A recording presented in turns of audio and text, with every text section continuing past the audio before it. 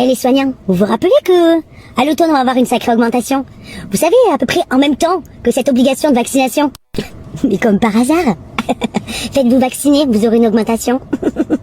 Cette augmentation, c'était pour nous faire passer la pilule de cette obligation de vaccination. Enfin, la pilule, le suppôt, parce que c'est par le trou de balle qu'on se le prend. Ah là là, Manu, tu nous prends vraiment pour des truffes. Mais bon, moi j'ai juste une petite chose à dire, c'est que vaut mieux pas, Manu, qu'il y ait une 4e vague. Parce que là, t'es soignant. À mon avis, nous aussi, on va te mettre le suppôt.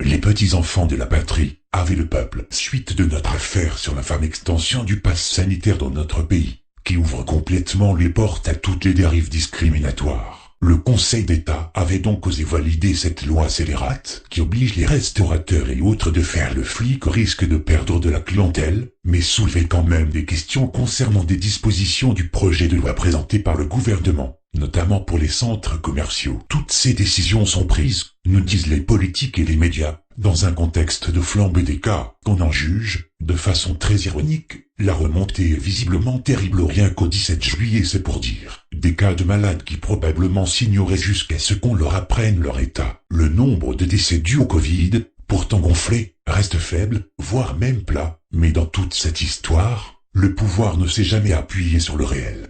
Et comme les médias sont là pour en éloigner ceux qui doivent gober toutes ces balivernes et se soumettre, c'est pas la peine de rajouter. Aujourd'hui, on va s'attaquer à ce psychopathe qui nous sert de chef d'État, via son allocution du 12 juillet dernier. Passons le fait qu'il a menti ouvertement au fait qu'il avait garanti la non-vaccination obligatoire il y a plusieurs mois pour finalement retourner sa veste. Voici le débunkage en règle de cette escroquerie inimaginable. C'est parti.